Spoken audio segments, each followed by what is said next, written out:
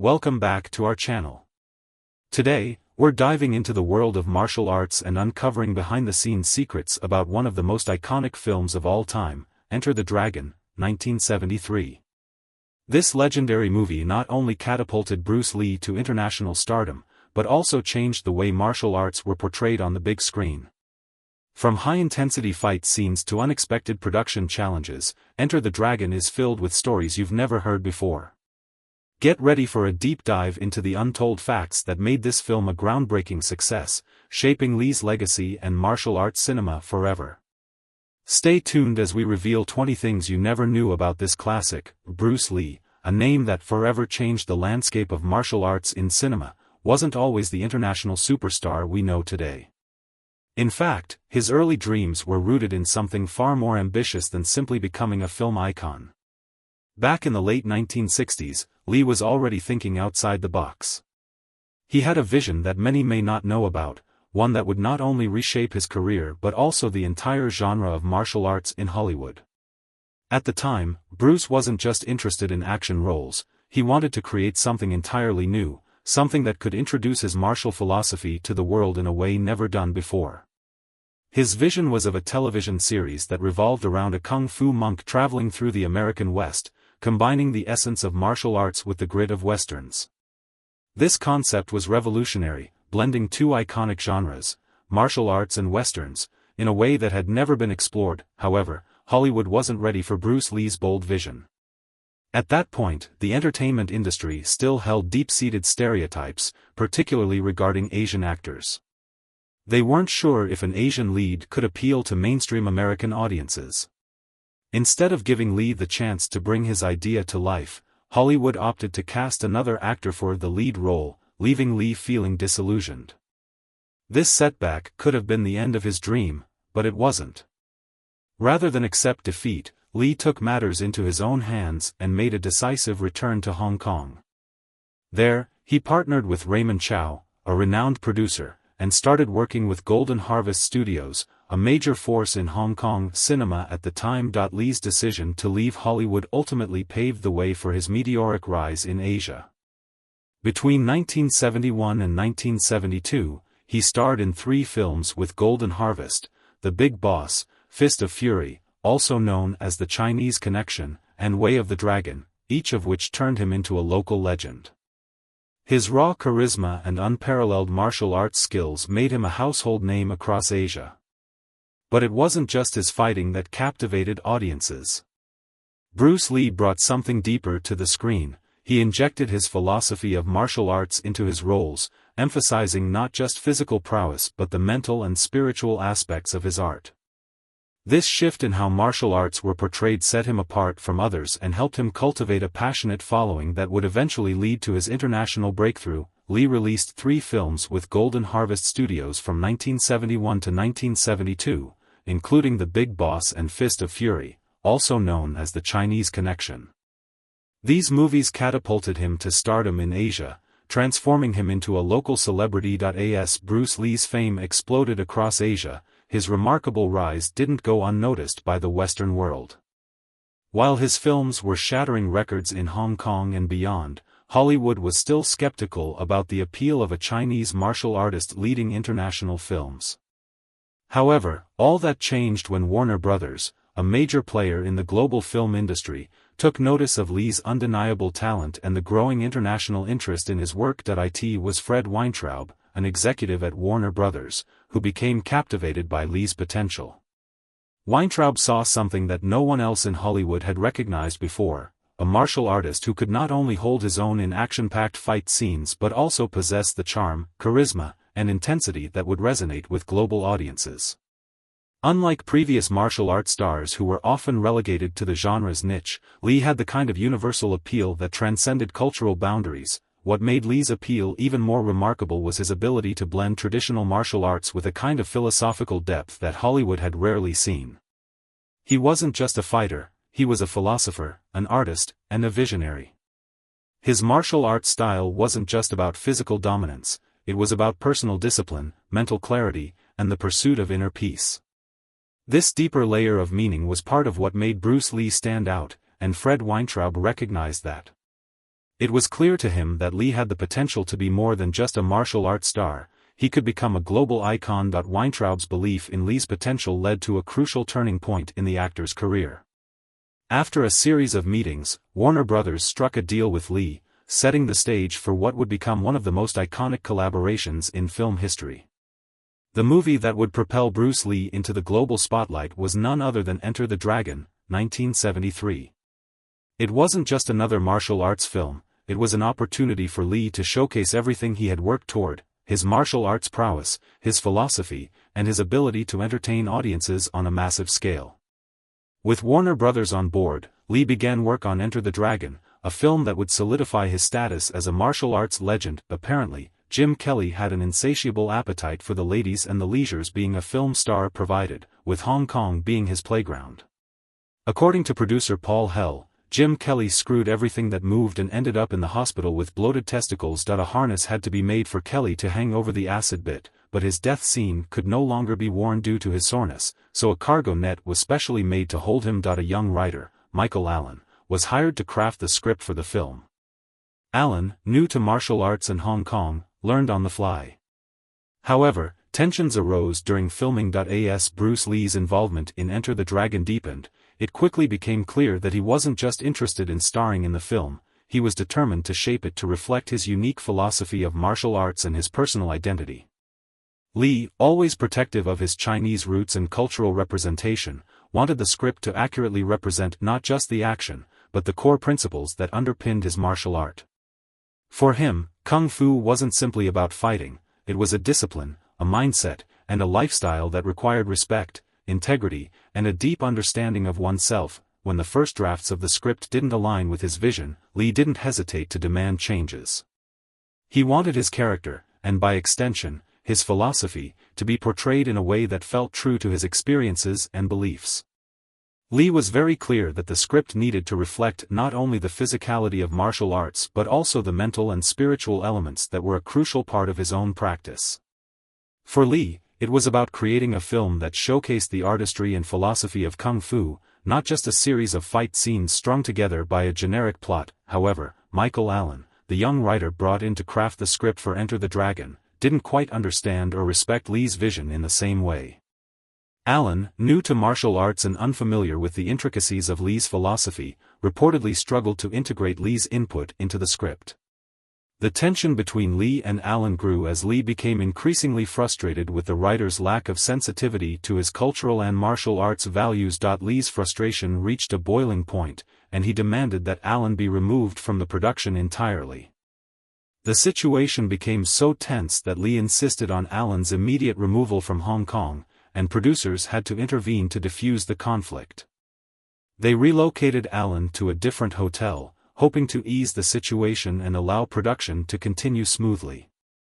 Despite the change of location, the tension remained palpable, and Lee's actions underscored just how strongly he felt about the film accurately reflecting his identity and philosophy. This incident highlighted Lee's unwavering commitment to authenticity, not just in the martial arts he practiced but in how those practices were portrayed in the world of cinema. For Lee, this wasn't just a job, it was a mission to bridge cultural divides and introduce his philosophy to a global audience. He knew that Enter the Dragon could be a landmark film, but it had to be done right.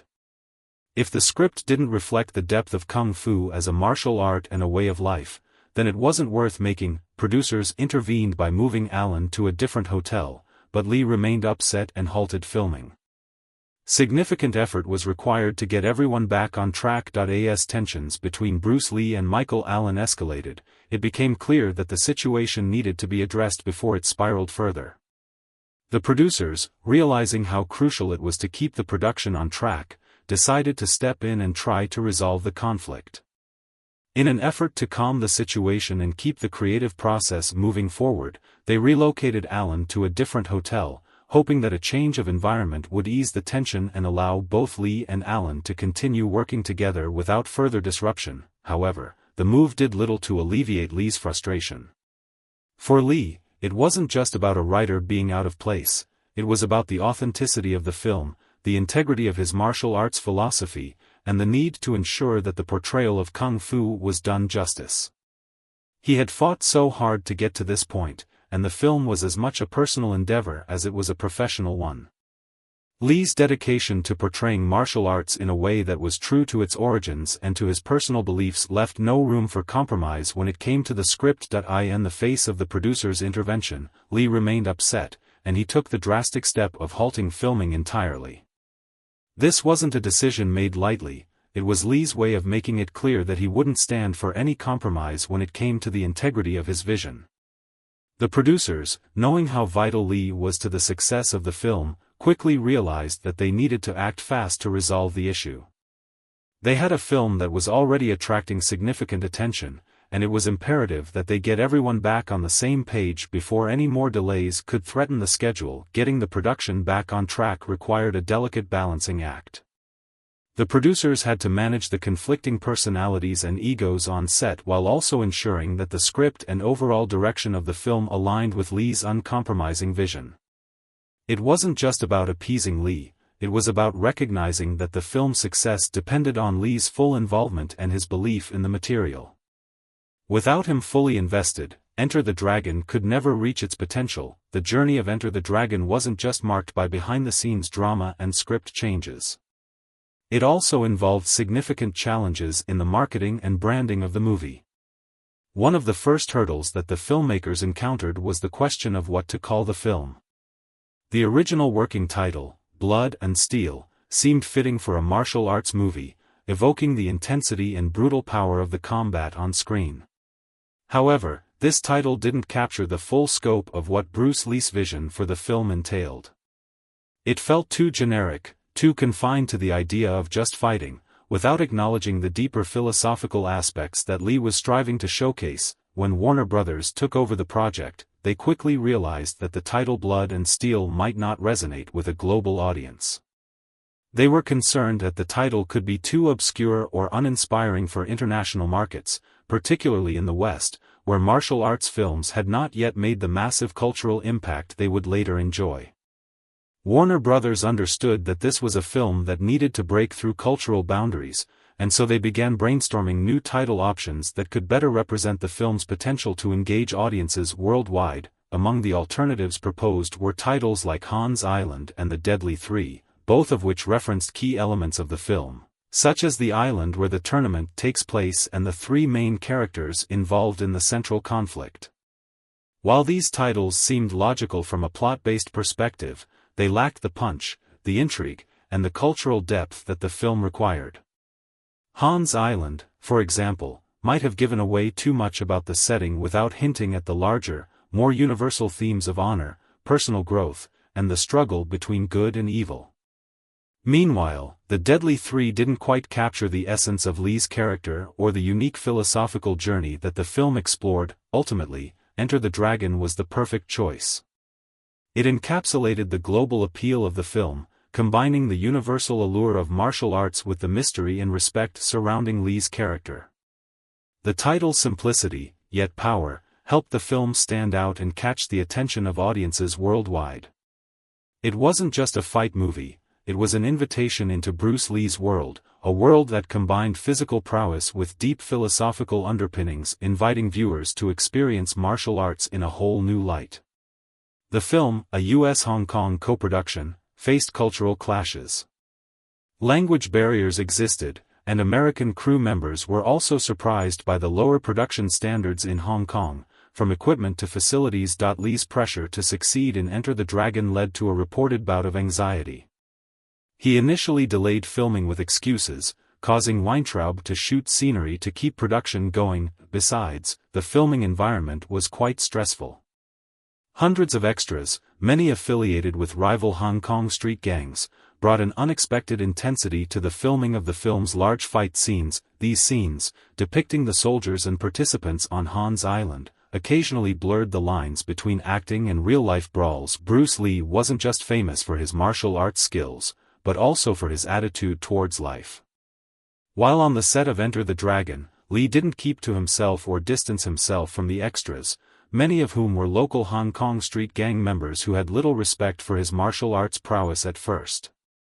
Instead, Lee spent time with them when he wasn't needed on set, interacting with the crew and even joking around with the extras, creating a more relaxed and friendly atmosphere on set. However, Lee's good-natured approach didn't mean he was immune to the taunts and mockery that came his way. Some of the extras, unfamiliar with Lee's reputation and not yet impressed by his skills, took to mocking him, perhaps believing that they could get away with it. It was in these moments that Lee's true character showed. According to director Robert Clouse, Lee responded to these insults not with anger or frustration but with a calm, collected amusement. Instead of reacting violently or defensively, Lee often laughed off the mockery, maintaining a sense of humility and self-assuredness that was both disarming and commanding. But, as Clouse also recounts, there were times when the teasing went too far. On one occasion, an extra crossed the line and pushed Lee's patience. While Lee initially shrugged off the mocking with his characteristic humor, the extra's persistence led to a much sharper response.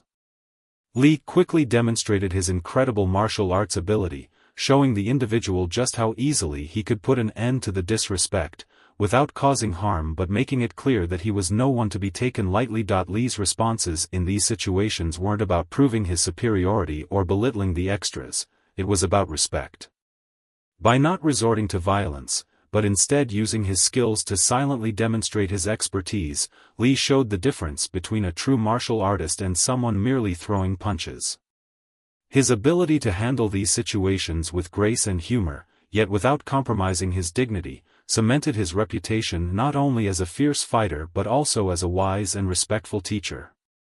Enter the Dragon exploded past its budget to roughly $850,000. Despite exceeding initial costs, the film proved a massive success, grossing over $400 million worldwide through many theater releases. Despite his extraordinary martial arts skills and incredible physical conditioning, Bruce Lee was not immune to the risks that come with performing his own stunts, especially in a film as action-packed as Enter the Dragon. One of the most memorable, and painful, incidents on set occurred during a fight scene with Bob Wall, who played one of the film's antagonists. This scene, which involved the use of a broken glass bottle as a prop, quickly turned from an intense action sequence to a real-life injury. Unlike the common practice in film of using sugar glass, a breakaway glass designed to shatter easily without causing harm, this particular bottle was made from real glass. When filming the scene, Lee and Wall were engaged in a high-stakes fight that required intense physicality and precision. During one of the fight's more dramatic moments, the bottle was meant to break in a controlled manner as part of the choreography. However, the reality of using real glass instead of a safer prop led to an unfortunate and painful mistake. In a quick and unfortunate twist, Lee's hand collided with the sharp edges of the broken glass, causing a serious injury. The impact of the glass left Lee with a gash on his hand, requiring 12 stitches to close the wound. This injury was a stark reminder of the dangerous side of performing stunts and fight choreography without any safety nets. Lee, known for his perfectionism and dedication to performing his own stunts, was determined to finish the scene despite the injury. His commitment to the film and the role was clear, as he didn't let the injury slow down the production. What's remarkable about this incident is not just the injury itself but Lee's approach to overcoming it. Known for his toughness and mental fortitude, Lee didn't allow the pain to derail his focus or performance.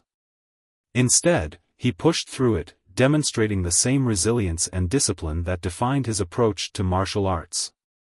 His ability to maintain control under pressure was one of the key qualities that set him apart from other action stars of his time. This injury, though severe, was just another testament to Bruce Lee's dedication to his craft.